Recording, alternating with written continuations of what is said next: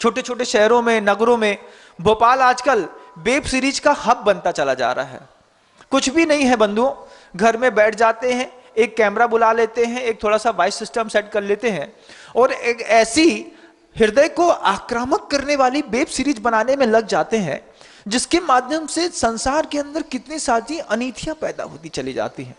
और इतना इंटरेस्टिंग, तनाव में भी इतनी आक्रामकता के साथ इतना आश्चर्य पैदा किया जाता है कि आदमी धीरे धीरे धीरे धीरे इतना उलझ जाता है कि उलझे हुए आदमी का बाहर निकलना मुश्किल है, धर्म धरा रह जाता है बंधुओं धरा पर।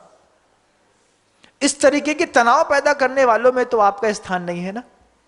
मैं ऐसा मानता हूं कि आपका तनाव पैदा करने वालों में स्थान नहीं होगा, लेकिन तनावग्रस्त लोगों में आपका स्थान जरूर होगा, क्योंकि तनाव पैदा करने वाले लोग सामने नहीं आते, लेकिन तनावग्रस्त लोग पूरे संसार में हर जगह दिखाई देते हैं।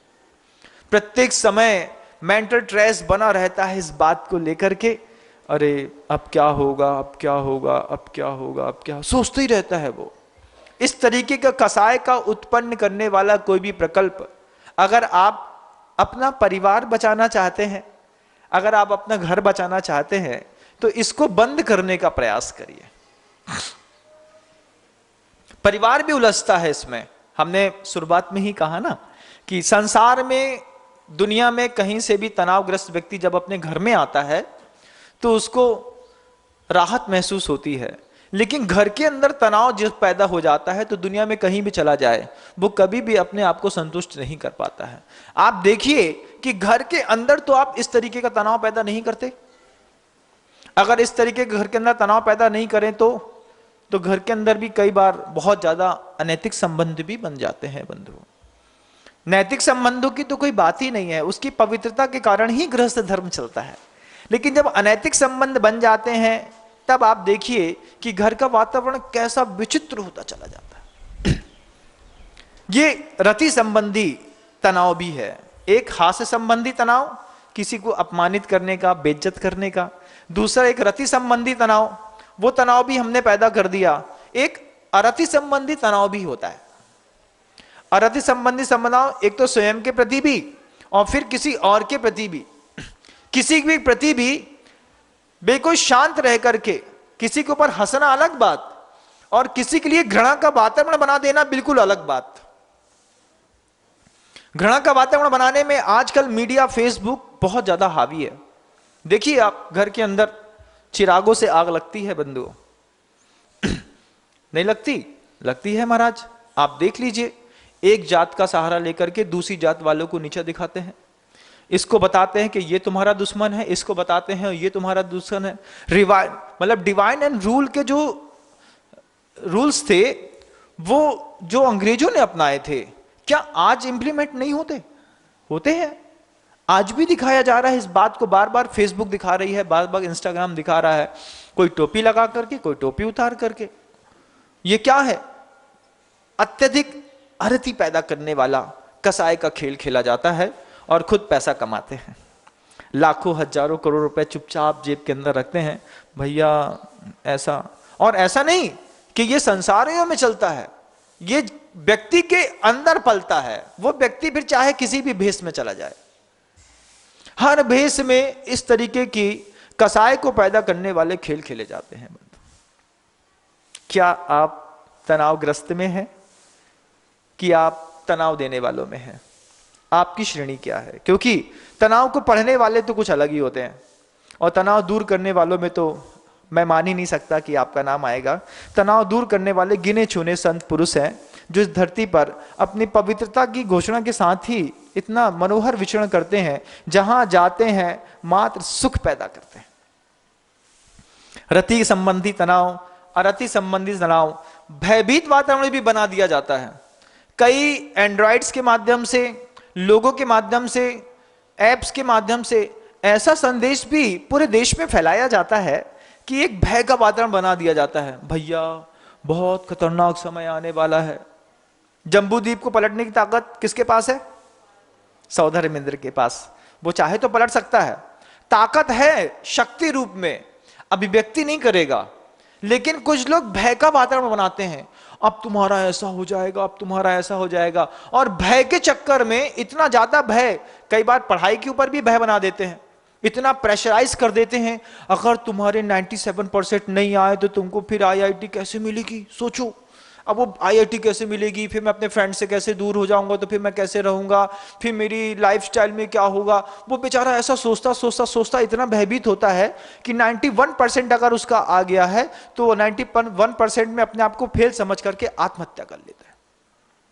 कितने सारे बच्चे हैं, जिस दिन रिजल्ट खुलता है उस दिन पुलिस प्रशासन को नदियों के किनारे, तालाब के किनारे, कुएं के किनारे फोर्स लगानी पड़ती है। क्या है, आईसीएससी बोर्ड का एग्जाम का रिजल्ट खुला है, सीबीएसई का रिजल्ट खुला है, एमपी बोर्ड का रिजल्ट खुला है, राजस्थान बोर्ड का रिजल्ट खुला है, महाराष्ट्र बोर्ड का रिजल्ट खुला है। अब क्या, अब अगले 48 घंटों के अंदर सबसे ज्यादा आत्महत्याएं होंगी। क्यों? भयभीत वातावरण अंदर बना दिया। अब उस वातावरण में, जिस जोन में आपने अपने बच्चे का मोड सेट कर दिया है, उस मोड से उस बच्चे को निकलने के, जैसे वो लगा कि हम उस टारगेट को अचीव नहीं कर पाए, वो बेचारा मेंटल स्ट्रेस से परेशान होकर के आत्महत्या करने चला। अब उसकी आत्महत्या के लिए जवाबदार कौन था? तुम्हारे घर का बच्चे ने आत्महत्या करी है तो पड़ोसी जवाबदार नहीं था, तुम्हारे घर के अंदर बनाया गया ये भय का वातावरण ही था जिसके माध्यम से उस बच्चे को आत्महत्या करने के लिए प्रेरणा मिली। कारण कोई भी हो सकता है, कारण कोई भी हो सकता है बंधु। इस तरीके का भयभीत वातावरण से भी अपने परिवार को मुक्त रखने की कला सीखनी चाहिए, और यह कोशिश करनी चाहिए कि इस तरीके का तनाव बनाने वाले लोगों में कम से कम हमारा नाम ना आए, क्योंकि तनाव वाले बनाने वाले लोग आतंकवादी कहलाते हैं। चाहे फिर वो हास्य का हो, रति का हो, अरति का हो, भय का हो, ये वातावरण बनाने वाले लोग ही आतंकवादी हैं। जो गोली चलाते हैं वो आतंकवादी नहीं है, जो गोली चलाने की प्रेरणा उसके दिमाग में भरते हैं, वो भरने वाले लोग, उनको पकड़ना चाहिए। किसने भरी तुम्हारे दिमाग में ये पाप करने की, बलात्कार करने की प्रेरणा तुमको किसने दी? गोली चलाने की प्रेरणा तुमको किसने दी? भयभीत होने की प्रेरणा तुमको किसने दी? जिसने प्रेरणा दी उसको पकड़ के उसको सुधार की आवश्यकता है। दंडित तो उसको करना चाहिए जो बड़ी बड़ी गद्दियों में बैठ करके शांति से छोटे छोटे बच्चों के हाथों में बंदूकें थमा करके उनको गोली मारने के लिए, जिहादी बना करके, मानव बम बना करके लोगों के बीच में मरने और मारने के लिए भेज देते हैं। उन गुंडों को पकड़ने के लिए कौन सी संसार काम करती है? ये आतंकवाद है। तनाव पैदा करने वाले लोग संसार में बहुत हैं। तनावग्रस्त की संख्या तनाव पैदा करने वालों से भी कई गुना ज्यादा है। तनाव को पढ़ने वाले लोग भी बहुत गिने चुने हैं बंधुओं। तनाव दूर करने वाला बहुत दूर दूर तक नजर नहीं आता, बहुत दूर दूर तक। देख लीजिएगा, घर के अपना सिर्फ परिवार संभालने की कोशिश करिए प्रवचन को सुन करके। ये मत सोचिए कि देश संभालेंगे, ये सोचिए कि इन चारों पांचों बातों को हम अपने घर के अंदर इंप्लीमेंट करके अपना परिवार बचा ले। दुनिया का हर व्यक्ति जो इस प्रवचन को सुनता है, प्रवचन को सुन करके, गुरुदेव ने एक बार बहुत अच्छी बात कही थी, कभी दूसरे की बात मत करना धर्म के क्षेत्र में, सिर्फ अपनी बात करना। प्रवचन सुन रहे हो तो दूसरों के ऊपर मत थपो कि देखो बड़ी दीदी ऐसी करती है, ये कभी मत बोलो कि छोटा भाई ऐसा करता है, ये मत बोलो कि बड़े पापा ऐसा करते हैं। प्रवचन सुन रहे हो तो बस अपने आप को प्रवचन को सुनते सुनते तोलो कि मुझे ऐसा नहीं करना है। तो प्रवचन सुनते हैं और तुलनात्मक अध्ययन करने लगते हैं। दूसरे देखो ये तो वही कर रहा है, तुम बस शरीफ हो। सुनने वाला तो शरीफ है, बगल में बैठा पापी है, बगल में बैठा बदमाश है। देखो मम्मी ऐसा कर रही है, बेटी ऐसा कर रही है, बहू ऐसा कर रही है, लड़का ऐसा कर रहा है, ये सब कर रहे हैं। हम क्या भैया, हम तो दिन भर इनको संभालने में लगे रहते हैं। ओहो, तुम उसको संभालने में लगे रहते हो, बहुत बढ़िया। तुम कोई स्ट्रेस पैदा नहीं करते घर के अंदर। प्रवचन सुनने वाला सिर्फ अपने आप में झांके, प्रवचन को सुन करके बगल वाले में ना झांके, तब प्रवचन की कीमत पूरी वसूल हो जाती है। जब आप बगल वाले में झांकते हैं तो यही प्रवचन दूसरे को नीचा दिखाने का कारण भी बनने लगता है। इसी की क्लिपिंग काट करके लोग डाल देते होंगे और बताते होंगे देखो उनने क्या कहा है, जबकि वो किसी और के लिए नहीं, ये देशना सिर्फ व्यक्तिगत उस आत्मा के लिए है जो आत्मा इस उद्बोधन को सुन रही है। तुम तनाव पैदा करने की कोशिश मत करना, तुम धर्मात्मा की श्रेणी में आ जाओगे। मंदिर जाओ, पूजा करो, कुछ भी करो, इससे बहुत ज्यादा फिर कर्म की निर्जना होने वाली नहीं है। कर्म की निर्जना तो अंदर के कसाय परिणाम को संभालने से होने वाली है, और उस कसाय परिणाम को संभालने के लिए ये बाहरी धार्मिक वातावरण बहुत काम करता है बंधुओं। क्षेत्रों में आ जाते हैं, मंदिरों में रहते हैं, समाइक करते हैं, गुरुओं के पास बैठते हैं, तब तक ये 8 प्रकार के किसी भी तनाव का कोई भी प्रभाव आपके जीवन में दिखाई नहीं देता। यहां राग की कोई कथा नहीं है, यहां द्वेष की कोई कथा नहीं है, यहां पे अरति भाव पैदा करने की कोई कथा नहीं है। किसी भी हृदय में कोई भी साधु मिलकर के कभी भी भय पैदा नहीं करता। जुगुप्सा किसी भी व्यक्ति के प्रति कोई ग्लानि का भाव पैदा नहीं करता, ना खुद पैदा करता है अंदर। साधना किस चीज का नाम है? बस यही, ये जो 9 कसाय हैं, इस 9 कसाय से अपने आप को निर्लिप्त करके चुपचाप किनारे खड़े रह करके तटस्थता पूर्वक अपने ध्यान को केंद्रित करने का नाम ही तो साधना है। साधक खुद करता है और उसको देख करके आसपास के वातावरण के लोग भी वही करते हैं। किसी के लिए भी हम ग्लानि का भाव पैदा नहीं करेंगे। ऐसा भी कसाय का वातावरण घर के अंदर बना करके, समाज में बना करके, देश में बना करके पूरा का पूरा देश लूट लिया जाता है बंधु। पूरा देश। आप उनके बीच में तो नहीं आते ना, अपना आत्मनिरीक्षण करिएगा। और हाँ महाराज, हम उसमें नहीं आते। गुरुदेव ने एक बार बहुत अच्छी बात कही थी, किसी एक बात के लिए कोई आपको एक आध बार टोके तो वो आलोचना हो सकती है, लेकिन अगर अलग अलग व्यक्ति उसी बात के लिए आपको टोकें तो फिर आपको अपना आत्मनिरीक्षण करने की जरूरत होती है। आलोचना एकाध व्यक्ति कर सकता है, सब मिलकर के आलोचना नहीं कर सकते। सब मिलकर के आलोचना करें तो फिर आपको अपने आत्मनिरीक्षण की जरूरत होती है। आप चाहें तो आकर के किसी अच्छे साधु से जिसको कुछ आता हो तो उनसे पूछ लेना कभी, महाराज मेरी श्रेणी किस में आती है, आप सही सही बता दीजिए। हम बता देंगे आपको कि आप तनावग्रस्त लोगों में हैं, तनाव देने वाले लोगों में हैं, तनाव दूर करने वालों में है कि तनाव पढ़ने वालों में है। और कुछ लोग घर में भी ऐसे होते हैं कि दूसरे का तनाव पढ़ लेते हैं कि ये स्ट्रेस में है, इसको कोई मेंटल प्रेशर चल रहा है, लेकिन तनाव दूर करने की कोशिश नहीं करते। उनको उसको तनाव में रहते हुए देखने में आनंद आता है। तुम परेशान हो ना, हो, तुमको परेशानी देख करके हमको आनंद आता है, हमको अच्छा लगता है। जब कोई हमारे बगल में खड़े बैठे हुए किसी भाई की निंदा करता है, हमको बहुत अच्छा लगता है। चलो कम से कम हमको ऊंचा तो कह रहा है, ऊंचा नहीं कह रहा है तुमको, सिर्फ उसकी निंदा कर रहा है। उसकी निंदा करने मात्र से जब तुम सुनते हो तो तुमको लगता है कि हां हम थोड़े ऊंचे हो गए। तुम्हारी निंदा कहीं और जाके करेगा। अभी तुम्हारे बारे में, किसी और के बारे में तुमसे कह रहा है, फिर तुम्हारे बारे में किसी और से कहेगा। यह खेल खेला जाता है। इस खेल से घर कैसा बर्बाद होता है बंधु, होता है कि नहीं? आप लोग के घर में तो नहीं होता होगा, क्योंकि आप तो स्वर्ग से आए हैं, सीधे वहां से निकले और यहां पे आके पैदा हो गए। नहीं महाराज, हमारे घर में भी होता है, लेकिन हम ऐसा सिर नहीं हिला सकते, बगल वाले ने देख लिया तो गड़बड़ हो जाएगी। समझ तो सकते हैं ना? हाँ महाराज, समझ तो सकते हैं। तो फिर आप देखिएगा, जिनके हाथों में सत्ता होती है वो इस तरीके के कसाय का खेल खेलते हैं। जुगुप्सा, भय, ग्लानि, शोक का वातावरण भी बनाते हैं। किसी को डिमोटिवेट बहुत कर दिया घर के अंदर, उसके अंदर से उस उत्थान की, उत्साह की भावना ही मिट गई। लड़का इतना डिप्रेशन में चला गया, या लड़के के कारण पापा इतने डिप्रेशन में चले गए कि वो घर छोड़ करके भाग गए। महाराज, गुमशुदा की तलाश है।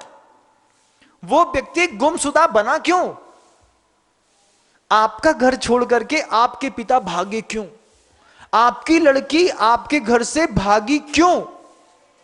उसके लिए बाहर का लड़का कम, घर का वातावरण ज्यादा जवाबदार था। लेकिन घर के लोग अपने आप को अपराधी महसूस नहीं करते।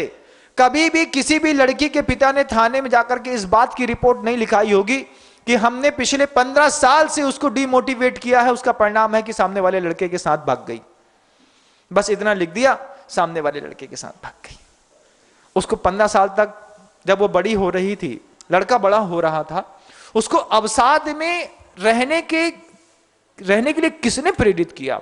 किसने उसके लिए घर के अंदर अवसाद का वातावरण बनाया? उसको तनावग्रस्त किसने किया? किसने उसको सही शिक्षा नहीं दी? क्या उसमें घर वालों का कोई रोल नहीं होता? होता है, दिखाई नहीं देता, समझ में नहीं आता। समझ में आ भी जाए तो भी हम आंख मूंद के उसको समझना नहीं चाहते। तनावग्रस्त लोग आक्रामक होते हैं बंधुओं। उनका बम जब फूटता है सब बर्बाद कर देता है। ऐसा शोक का, अरति का, भय का, जुगुप्सा का और भी वातावरण, वेद संबंधी भी, नपुंसक वेद का भी ऐसा वातावरण बनाया जाता है। ऐसी कहानियां लिख दी जाती हैं, गढ़ दी जाती हैं, ऐसे खेल खेलने लगते हैं आदमी। आप कभी ये सूत्र पढ़िएगा, आप अपने एंड्रॉइड में निकाल के भी पढ़ेंगे तो आपके सूत्र में बहुत अच्छी व्याख्या सुनने को मिलेगी। कसाय उदयाति परिणामास चारित्र मोहस्य। वो चारित्र मोहनी क्या है? एक बार पूछा गुरुदेव से, मोहनी क्या है? तो पूछे ऐसा मत पूछो, ऐसा पूछो अंतराय क्या है। सूत्र को बदल के पूछा, हाँ महाराज जी अंतराय क्या है? तो आचार्य से उदाहरण देते हैं, देखो आसमान में देखो। हाँ गुरुदेव, सूर्य कितनी तेज शक्ति है उसकी, कितना उसके अंदर शौर्य है, कितनी आग है, कितना वैभव है, कितना वो बड़ा है। लेकिन उसकी पूरी आग को, उसके पूरे प्रताप को, उसकी पूरी शक्ति को, उसके पूरे प्रकाश को दबाने की सामर्थ्य किसमें है? किसमें? छोटा सा बादल बस सूर्य के सामने आके खड़ा हो जाए, उसकी पूरी शक्ति खत्म, उसका पूरा वैभव खत्म, उसका पूरा प्रताप खत्म, उसका पूरा तेज खत्म, उसके दर्शन दुर्लभ हो गए। ऐसे ही दुनिया में, संसार में पैदा हुआ हर व्यक्ति एक दमकते हुए सूर्य के जैसा है, लेकिन तुम्हारे शब्दों के बादल ने उसकी पूरी शक्ति को खत्म कर दिया। तुम्हारी कही हुई बात ने, तुम्हारी करी हुई हंसी ने, तुम्हारे पैदा किए हुए उस कामोद्रेक ने, तुम्हारे बोले गए किसी वाणी ने उस पूरी शक्ति को नष्ट करके उसके जीवन में ऐसा घटा घोप अंधकार पैदा कर दिया है कि अब वो सूर्य अपना प्रभाव दिखाना भी चाहता है, लेकिन वो प्रभावी नहीं है। क्यों? तुम्हारे शब्दों के बादल शुरुआत से उसके दिल में ऐसा गहरा आकार कर गए हैं, वो अब उसके वहां से हटने का नाम नहीं लेते।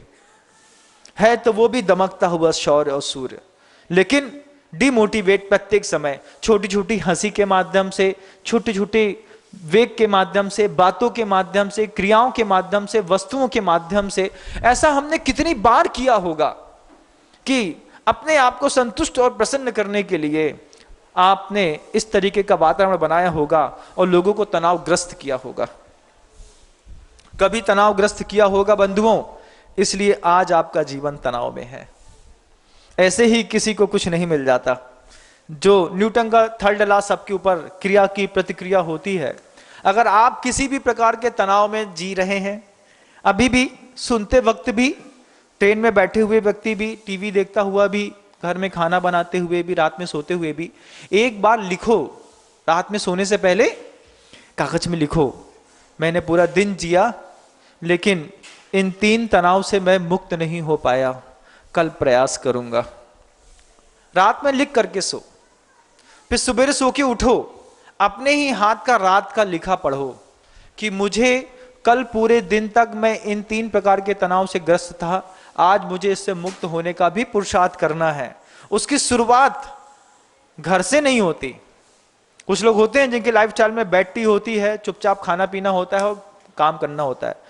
गुरुदेव के पास ऐसे लोग आए और एक व्यक्ति ने बहुत अच्छी बात कही, गुरुदेव तनाव बहुत है जीवन में। आचार्य जी मुस्कुरा रहे थे, बोलते थे हाँ तो फिर साधना नहीं कर सकता। तनाव है, साधना नहीं कर सकता। तनाव है, मैं दुनिया की कोई भी वेदना सहन नहीं कर सकता और तनाव मुक्त होना चाहते हैं। आप किसी भी प्रकार की वेदना सहन नहीं कर सकते, आप किसी भी प्रकार की साधना भी नहीं करना चाहते हैं और आप तनाव मुक्त होना चाहते हैं। गुरुदेव क्या जवाब देते? लेकिन गुरुदेव तो लाजवाब है। उन्होंने ऐसा पवित्रतम जवाब दिया कि सामने वाला खुश हो गया। गुरुदेव कहते हैं तुम साधना नहीं कर सकते, तुम वेदना नहीं सहन कर सकते, कोई बात नहीं, तुम वंदना करना सीख लो। क्या सुना आपने? तुम साधना नहीं कर सकते, तुम वेदना सहन नहीं कर सकते, साधना तुम्हारे बस की बात नहीं है, वेदना सहन करना, दुख सहन करना तुम्हारे बस की बात नहीं है, साधना नहीं है, वेदना नहीं है, कोई बात नहीं, तुम सिर्फ वंदना करना सीख लो। तुम्हारे धीरे धीरे धीरे वंदना करने के प्रभाव से सारे के सारे तनाव दूर हो जाएंगे। लेकिन वो वंदना का प्रभाव भी हमारे जीवन से खो गया। हम सुबह उठ करके मंदिर जाना ही पसंद नहीं कर सकते। किसने कहा केस लॉन्च करने के लिए? किसने कहा कि भगवान बनने के लिए? किसने कहा कि सब छोड़ने के लिए? किसने कहा तुमसे साधु बनने के लिए? सिर्फ इतना ही तो कहा कि जो साधु बन गया है, जो भगवान बन गया है, जिसने केस लॉन्च कर लिए हैं, जिसने सब छोड़ लिया है, सिर्फ उसको नजर भर के एक बार देख करके चले आओ। नाम निक्षेप वाले को भी और स्थापना निक्षेप वाले को भी। तुम साधु मत बनो, तुम साधु को एक बार दिल खोल के देखाओ बस। तुम भगवान मत बनो, कोई बात नहीं, तुमसे संसार नहीं छूटता ना, कोई बात नहीं, कोई बात नहीं। लेकिन तुझसे संसार छोड़ करके तीर्थंकर की सत्ता प्राप्त कर ली है, स्थापना के माध्यम से जिसको विग्रह के अंदर जिनमें तीर्थंकर की स्थापना करके मंदिर में जिनबिंब स्थापित कर दिए हैं, तुम उनकी वंदना करके तो चले आओ। एक बार मैं उनका अभिषेक कराता हूं, मैं एक बार उनकी पूजन कराता हूं, और जब किसी तपस्वी का और किसी मूर्ति का संयोग एक साथ मिल जाए तो फिर ये भावना करो कि महाराज मैं साधना नहीं कर सकता, मैं वेदना सहन नहीं कर सकता, मैं वंदना करने आया था, आप भी यहां से पुण्य के संयोग से मिल गए, अब मेरे नाम की एक शांति धारा आपके मुख से हो जाए, इससे ज्यादा दुनिया में क्या सुख चाहिए। ये कौशल है अपने आप को संवारने का। लेकिन इस कौशल से हम बहुत दूर हैं।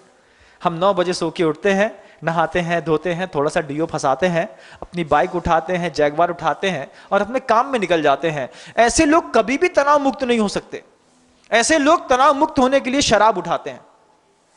जो सुबह अगर मान लो जल की चांदी की एक कलशिया उठा ली होती तुमने सोने की झाड़ी से भगवान के सिर के ऊपर ओम ह्रीम श्रीम क्लीम एम अरहम बम मम हम सम सम तम तम पम पम ये पढ़ लिया होता, रात को अपने स्ट्रेस को रिलीज करने के लिए तुमको कभी भी बियर वाइन और वोदका की जरूरत नहीं पड़ती। ये दिन भर स्ट्रेस में पड़े हुए लोग रात में मेंटल फ्रस्ट्रेशन को रिलीज करने के लिए बियर बार में जाते हैं, 800 रुपए की दारू पीना पसंद करते हैं, 1000 रुपए की, 5000 रुपए की। ये मेंटल स्ट्रेस खाने लिए बड़े लोग जो हैं गेम्स खेलते हैं तो उसमें भी पबजी खेलना पसंद करते हैं, ब्लू वेल खेलना पसंद करते हैं। क्यों? दिन भर में इतना मेंटल स्ट्रेस था, बॉस ने इतना परेशान किया है कि अब जब तक मैं पबजी खेल करके किसी को 150 को गोली ना मार दूं तब तक मेरा मेंटल स्ट्रेस रिलीज होने वाला नहीं है। ये जीवन शैली है और इससे हट करके एक जीवन शैली है, सुबह सो करके उठे, कोई राम के नाम की माला फेर रहा हो, कोई अपने विग्रह में जाकर के उसकी पूजन अभिषेक की तैयारी कर रहा हो। आपको लगता है कि हमारा बच्चा धीरे धीरे खराब हो जाएगा, परिवार धीरे धीरे खराब हो जाएगा, तो आज इस पंचम काल में एक छोटा सा नियम पूरे परिवार को अपनाना चाहिए कि महीने में अंतिम दिन, अंतिम संडे जो है, किसी भी सिद्ध क्षेत्र में, तीर्थ क्षेत्र में, अक्षय क्षेत्र में अपने घर से बाहर निकल करके पूरे परिवार की खुशहाली के लिए एक शांति विधान किया, वहीं पे जाकर के वहीं के भोजनालय का शुद्ध भोजन किया, दिन भर वहां पे रह करके वातावरण के अंदर रह करके अपनी बरगणाओं को पवित्र किया और चुपचाप शाम होते होते घर में आकर के फिर वापस स्थापित हो गए। एक दिन की वो भावना आदमी को भगवान बनाने के लिए भूमिका तैयार करती है। बंधु फुर्सत नहीं है महाराज, क्योंकि अभी वो एक नई मूवी आई है ना, अभी उस मूवी को देखने जाना है। संडे को फुर्सत मिली तो या तो सोने में निकल जाएगा या कपड़ा धोने में निकल जाएगा। सोने और धोने से फुर्सत मिली तो फिर होटल जाने में निकल जाएगा। आज संडे है, आज तो घर में खाना नहीं बनेगा, ऐसा बोलते हैं। फिर क्या होगा? संडे तो क्या करेंगे भाई? अब वो माँ बहनें भी हैं, संडे का दिन था, धर्म ध्यान कर लेते, पुण्य उपार्जन की कोई कला सीख लेते, 6 दिन तक तो खूब पाप के लिए, रविवार को चुन लेते पुण्य उपार्जन के लिए। लेकिन नहीं, रविवार का दिन सोने में, नहीं तो धोने में, नहीं तो कुछ खोने में। शाम का मौसम मिला तो होटल चले गए, और मौका मिला तो बियर बार के साथ कंबाइंड होटल में चले गए, थोड़ा सा मिला करके उठा करके पीली पिला दिया, और ऐसा करके आपने अपना संडे मनाया, 2, 5, 10 हजार खर्चा किए और चले आए। ये जीवन शैली है बंधुओं, ये तनाव देने वालों की जीवन शैली है, ये तनावग्रस्त लोगों की जीवन शैली है। और इन तनाव देने वाले और तनावग्रस्त लोगों के बीच में बहुत बड़ा खेल खेलती है मीडिया। कोई भी साधन हो सकता है, वो टीवी भी हो सकता है, वो मोबाइल भी हो सकता है, वो कोई ऐड भी हो सकता है, जिससे आप प्रभावित होकर के इस तरीके के तनाव को कब अपने जीवन में आकार दे देते हैं, कब आप उससे ग्रस्त हो जाते हैं, कब आप उसमें अपना जीवन जीने लगते हैं।